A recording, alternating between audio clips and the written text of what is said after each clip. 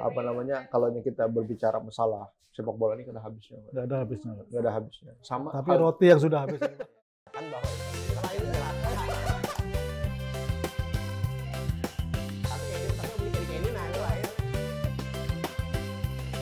apa lu ngeliatin gue, emang gue TV? Wes, wadah kita hari inilah syuting ini Bina. Lain, Mbak. wadah baru, Bang. Wadah baru. Suasana Biasanya baru. di dapur gitu loh, di warung Ya. dapur kita. Hari ini warungnya agak lain. Nah, itu ampun. Tukang warung. Oh, Mbak Dian. Tukang warungnya mana kan mau berdiri? Aduh. Sembunyi, Bang. Kada berani. Melihat kameranya kada berani. Grogi lah. Mm-mm. Nah, jadi hari ini selain wadah baru, ada lagi yang kabar-kabar baru hari ini juga. Nah, jadi itulah Pelatih baru. pelatih baru orang Belanda. Weh, Belanda. Berarti pemain Belanda lah, dari Belanda. Pokoknya biasanya kalau nuansa-nuansa Belanda nih, Bang Yuda nih paling senang. Oh, benar. Kita ini pendukung Ajax Amsterdam. Bubuhan apa? Company. Ini Lahir di Belanda dia. Iya, lahir di Belanda. Besar di Palangka. Besar di Palangka. Lahir di Belanda, besar di Palangka. Amsterdam, Amuntai agak ke dalam. Gitu. Iya. Nah, jadi hari ini lantaran kita pada masalah pelatih baru sepak bola timnas gitu loh. Maka kita datangkan bubuhan yang suka sepak bola. Iya. Kayak apa, Coach? Nih, apa namanya? Ini Coach sepak bola STY kita ini nih. kan sudah sip loh. Banyak Kenapa harus gunjang-gunjing. diganti-ganti gitu nah. Gunjang-gunjing bilang bahwa si pelatih baru, pelatih anyarnya timnas ini si Patrick Kluivert kayak. Kluivert. Nah, itu sebelumnya apa namanya? CP-nya nggak ada yang bagus. Ada tapi sip gitu nah. Kada sip bujur. Jadi kayak apa penilaian tim Erick Thohir dan kawan-kawan itu melihat di si Patrick? Ada juga yang bilang waktu dipanggil untuk wawancara, interview, katanya dari 3 kandidat pelatih, cuman si Patrick aja datang. Yang lainnya ada. Yang lainnya kada. Nah, jadi karena yang datang itu satu aja ya, mau kada mau satu itu dipilih ya. Nah, kayak apa, Pak? Infonya kayak gitu. Infonya kayak Sebagai gitu. pengamat sepak bola. Kacau. Beredar kayak gitulah. Ya, paling tidak kita selaku penggemar sepak bola mau tidak mau ya harus mendukung timnas. Walaupun ada rasa kekecewaan untuk penggemar timnas sendiri. Saat di bawah STY kan timnas sudah mulai sudah mulai berkembang, sudah mulai naik. Tapi namanya dinamika dalam sepak bola ya seperti itu. Ada sedikit konflik di ruang ganti pemain kita nggak tahu. Ya. Ada konflik di internal PSSI kita juga nggak tahu. Yang pinginnya penggemar Indonesia supaya timnas ini lolos ke Piala Dunia kan tinggal berapa kali lagi. Ya, tapi gini. Tinggal berapa kali lagi. Bentar, tak potong. Ini kan performa STY sekarang ini lumayan bagus lah. Nah, terus mau digantikan lagi dengan Kluivert yang masih belum tahu lagi track record dah. Nah, dibandingkan STY dan Kluivert, perbandingan sampean gimana? Kalau perbandingan kita ya, kebetulan kita juga pelatih ya, walaupun pelatih di desa ibaratnya. Tapi yang nomor 1 sudah. Nomor 1. Tingkat kecamatan. Sudah gak ada tandingan. Sudah ada. Prestasi nyata kan. Mungkin tidak ada duitnya ya lah. Sambil dimakan, Bang. Sambil dimakan. Oh, betul. Kacau juga kawan itu. Kalau untuk perbandingan jauh antara STY dengan si Patrick Kluivert kalau untuk di kepelatihan. Tapi kalau untuk waktu aktif di pemain selaku pemain ya Patrick Kluivert di atas. Ya, itu sudah jelas. Tapi kepelatihannya. Sekarang berbicara tentang kepelatihan. Track record STY kan sudah terlihat di situ. Ya. Dan kultur sepak bola STY sudah memahami. Dan beberapa pemain diaspora yang ada itu kalau kami melihat tuh sebenarnya bukan pilihan STY itu. Apa titipan? Ada kemungkinan. Tapi STY memaksimalkan kondisi seperti itu dengan kolaborasi yang bagus. Walaupun ada beberapa pemain yang mungkin tidak cocok dengan strategi STY, wajar aja kan. Tapi di situ STY bisa. Dan STY yang diutamakan STY itu sebenarnya pemain lokal. Betul.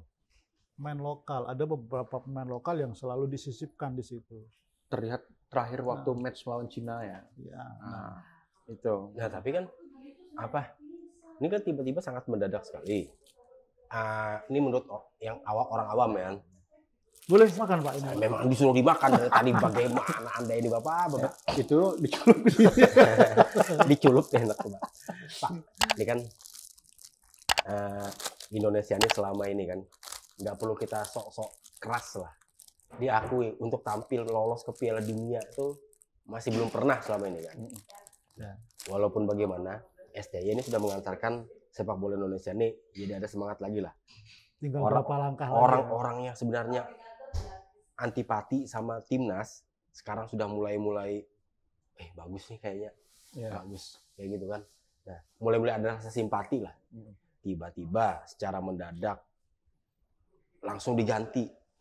Nah, artinya kan pelatih yang baru ini harus mengulangi lagi adaptasinya dengan pemain dari awal lagi kan. Nah, kira-kira sama nggak sementara harapan pihak PSSI atau yang lain itu sudah terlalu jauh harus lolos Piala Dunia. Yang pelatih-pelatih dulu aja belum pernah. Kenapa ya sekarang? Kenapa pas zaman itu harus dibebankan seperti itu? Logikanya kan gitu. Betul. Saat dilatih STY kan animo penonton kan begitu luar biasa sekali. Bahkan pejabat, ya kan, artis sekalipun, anak-anak kecil, mereka berbondong-bondong datang ke GBK untuk menonton timnas. Nah ini tantangan buat Patrick Kluivert sendiri. Bisa nggak apa yang dibawa STY ini untuk kultur penonton ya. Tapi kalau melihat dari kultur penonton ya, ada beberapa yang pro dengan si Kluivert ini. Dia karena bawaan dari timnya masa lalu, dia di Barcelona. Lihat dari grup-grup fans club, termasuk fans Barcelona, lihat mereka senang. Si Patrick Kluivert ini megang Indonesia. Jadi berharap itu permainan kayak Barcelona. Tapi apa nggak terlalu jauh seperti itu kan masalahnya. Harapan kita ini kadang-kadang mohon maaf analoginya agak-agak nafsu besar tenaga kurang. Iya, tapi kan selalu seperti itu kan. Setidaknya tuh ada sedikit lah olesan yang diberikan oleh Kluivert ini untuk timnas. Setidaknya ya 1-2-nya penguasaan bolanya setidaknya bisa lah. Tapi untuk kepelatihan menurut gue, Kluivert itu masih belum terlihat lagi. Iya. Beberapa negara yang pernah dilatihnya, prestasinya masih anjlok juga kan? Betul. Nah, sementara STY pernah melatih Korea. Korea juga kalah yang enggak memalu-malukan banget kan? Bahkan bisa ngalahkan Jerman ya. 2-0 loh Jerman. Ya maka itu pun masyarakat Korea kemarin nyesal kan waktu sempat memecat STY kan. Nah, ibaratnya performa STY ini sudah bagus. Sudah sip lah. Ibaratnya sudah klik. Meskipun ada riak-riak atau kontroversi apapun itu di ruang ganti segala macam, itu kan biasa. Namanya orang bekerja pun pasti terjadi lah seperti itu kan. Nah, ini PSS ini kira-kira niat benarnya mau membenahi sepak bola atau cuma sekedar nafsu besar tenaga kurang aja? Ada rangkaian. Jadi ini ada yang bikin. Jadi pertama STY dipecat.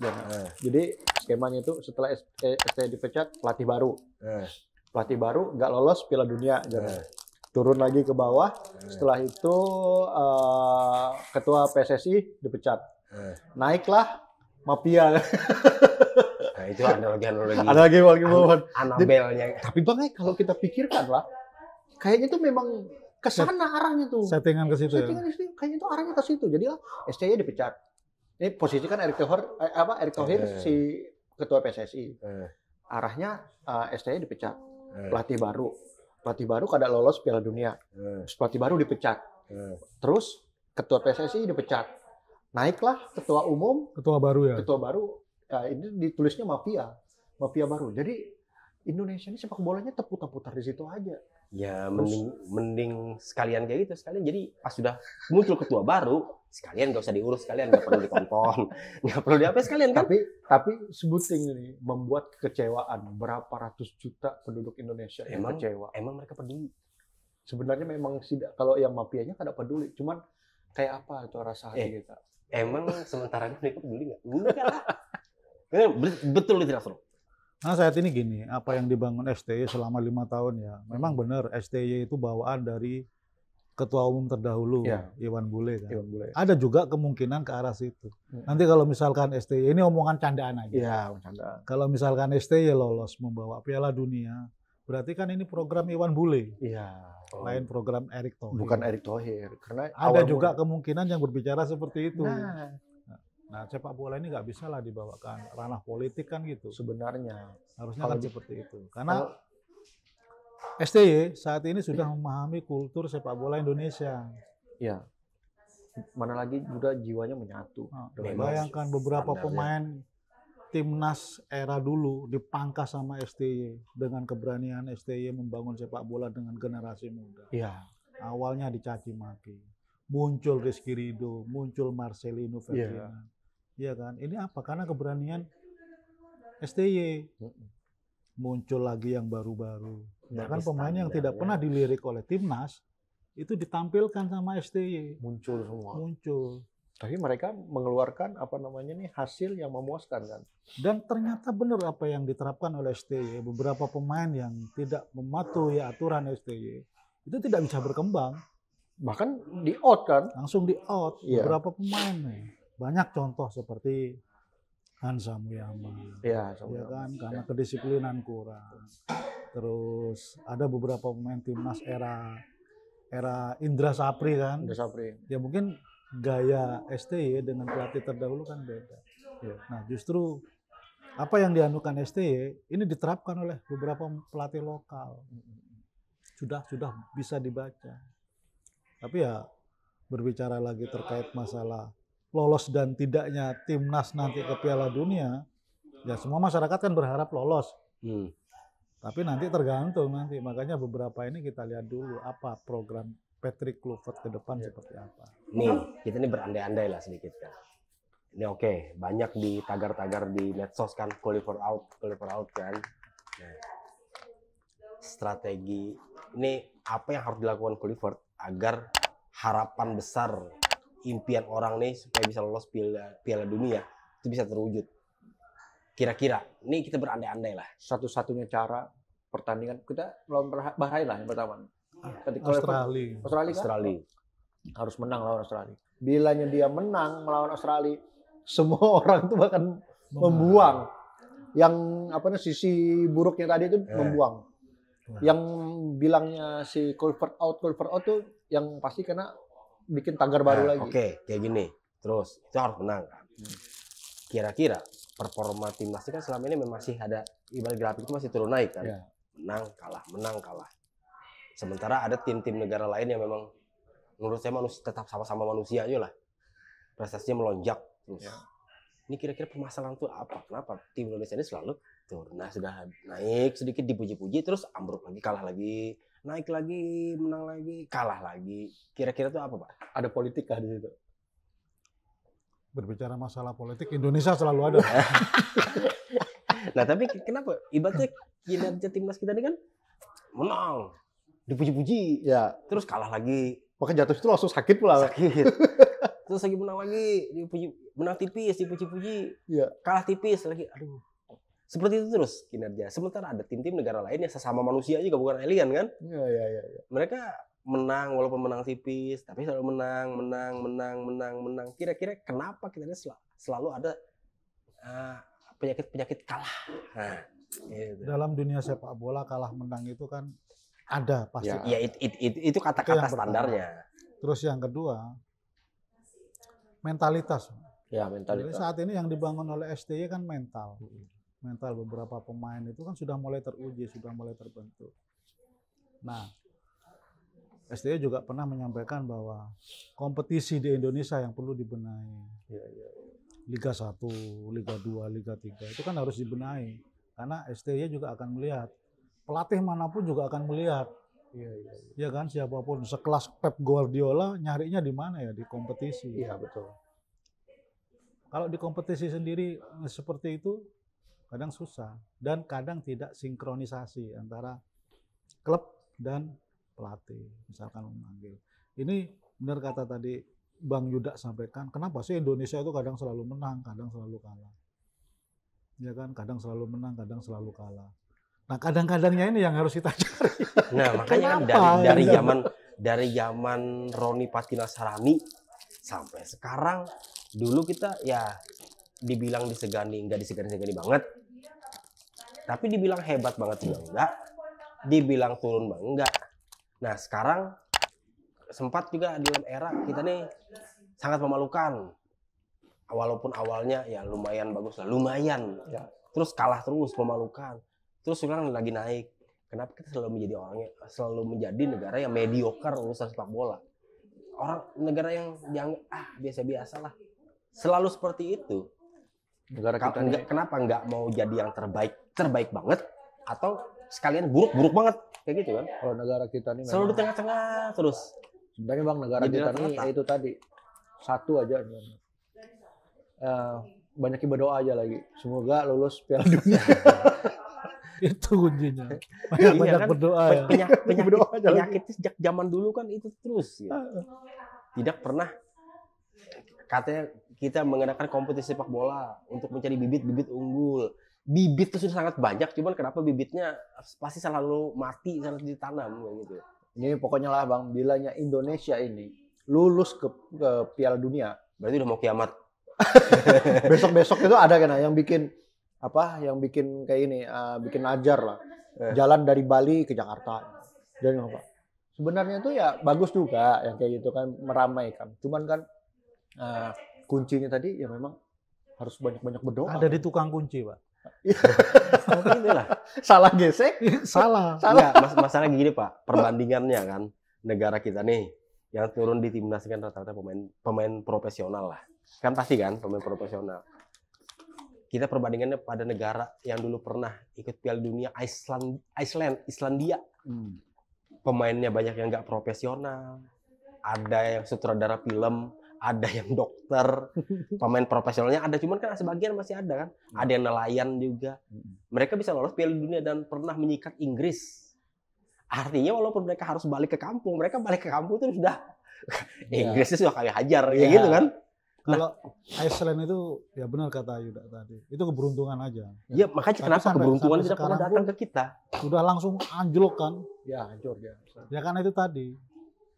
Mereka bukan dibangun karena untuk sepak bola. Karena satu keberuntungan aja. Dan rata-rata mereka kepingin gitu loh. Nah ini yang tidak dimiliki. Kepinginnya inilah. Pengurus, pemain, mereka bersatu kan. Hingga lolos kan. Kompak. Begitu lolos. Mau kemana lagi? Anjlok lagi. Walaupun mereka bingung, cuman kenapa mereka pernah ada sejarah di situ kan. Piala Dunia. Pernah Ya. ada sejarah Piala Iya, Dunia. sejarah. Mengukir sejarahnya itu kan yang mahal kan. Padahal untuk berlatih sepak bola di negara tersebut juga agak susah kan. Masalahnya stadion harus indoor, pemainnya sedikit, penduduknya sedikit. Nah kalau kita nih mau latihan sepak bola dimanapun bisa. Di kampung-kampung tuh anak-anak kecil, bocil-bocil sudah main bola. Di luar pemain diaspora kayak pemain-pemain yang baru diangkat-angkat yang datang, yang baru muncul lah di Indonesia pemain lokal.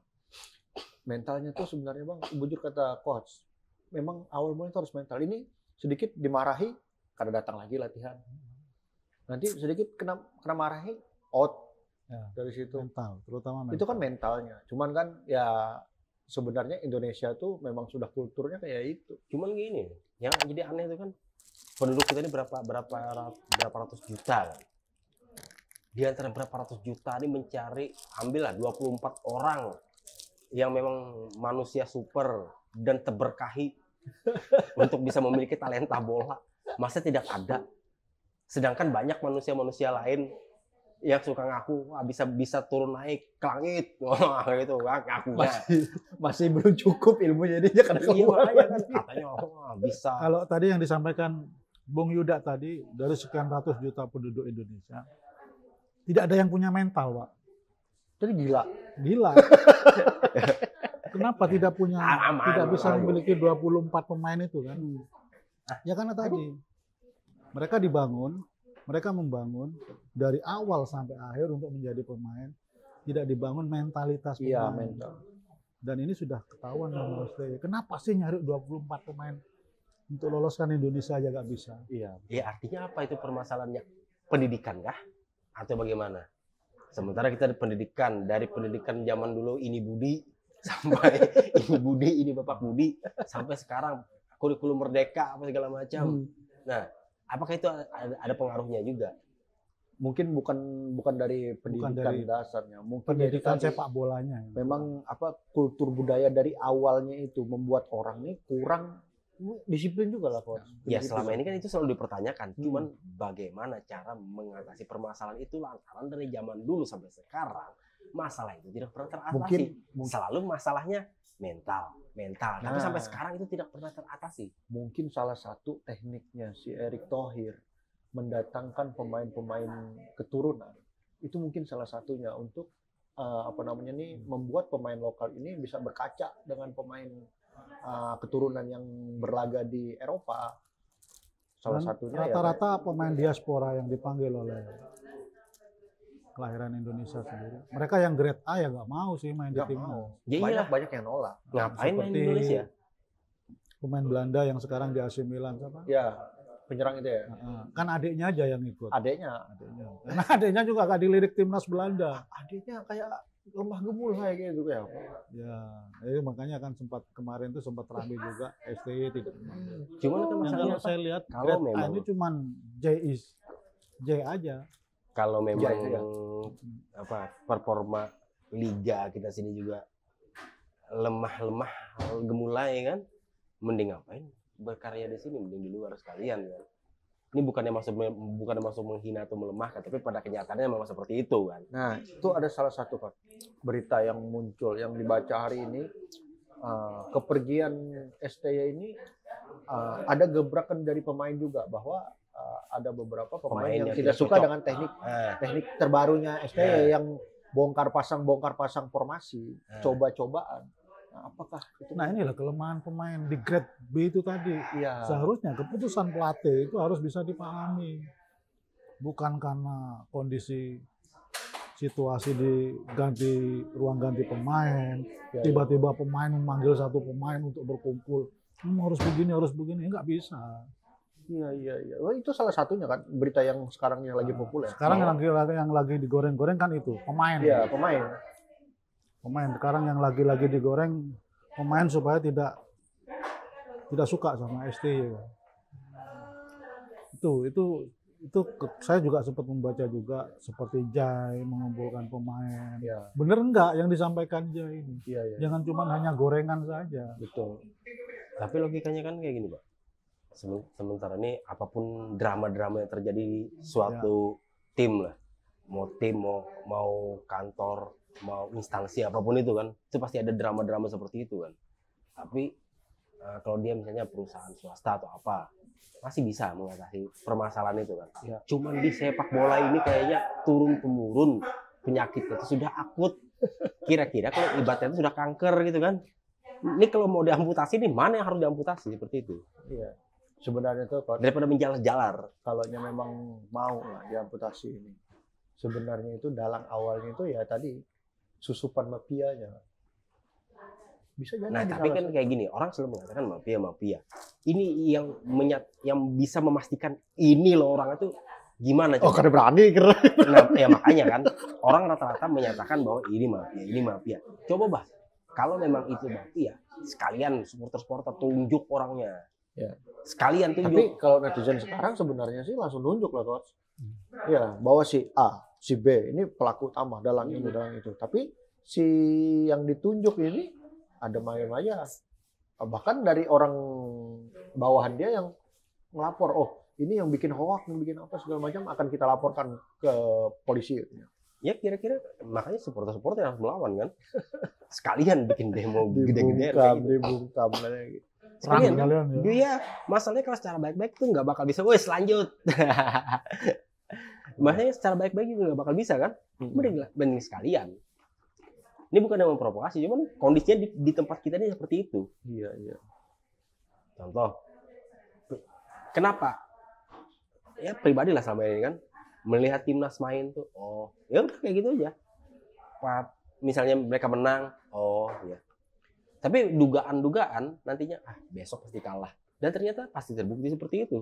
Jadi Coach Intinya nggak ada Kayak- passionnya kayak tim orang luar mendukung tim negaranya Iya. sendiri. Jadi coach kayak apa kira-kira dengan datangnya si Patrick Kluivert ini, kira-kira pandangan coach pasti sudah ada nih gambaran kayak gimana timnas akan di-create oleh si Patrick Kluivert yang katanya sudah selangkah lagi kakinya ke Piala Dunia. Kira-kira gimana coach? Dari sudut pandang strategi lah. Sudut pandang strategi si Patrick Kluivert ini Permainan. kira-kira memang benar-benar jos apa makin terpuruk? Ya, harapan kita kan lolos sebenarnya. Ya, Harapan, sebenarnya. cuman ini Cuman perkiraan. tergantung masalah strategi, keinginan seperti apa. Selama ini kan kita nggak tahu gaya permainan si Patrick Kluivert selama dia memegang tim, kita nggak tahu seperti apa. Ya. Dan kalau ngelihat seperti apa timnas Karakau ya, ya Karakau. biasa-biasa aja. Tapi mungkin Patrick Kluivert punya pandangan berbeda. Ya, dengan kedekatan Erick Thohir sama Belanda, Ya, Erick Thohir sama Louis van Gaal, ya mungkin di kenapa situ nggak lulus Van Gaal? ya mungkin sudah terlalu tua, Pak. Terus kalau itu terlalu tua bermasalah. Kayak Sir Alex, si Makanya Arsene Alex Wenger. Ferguson nggak ngelatih kan, MU langsung turun, Pak. Padahal tuh yang tua-tua itu Kenapa benar-benar kesampean aja Pak jadi pelatih ya Pak? Terlalu ruwet saya, Pak. Iya kan, kenapa kesampean aja pelatih? sebenarnya tuh boleh dicoba, Bang. Eh, Yang dari kabupaten-kabupaten ini sebenarnya nggak Ada kalah. sebenarnya itu dari sekianan itu Van Bronckhorst kan. Ya, Van Bronckhorst bagus kan sebenarnya. Ya cuman pandangannya berbeda. kira-kira Pan Bronckhorst mau atau tidak? Nah, itu. Jadi makanan Bronckhorst ini.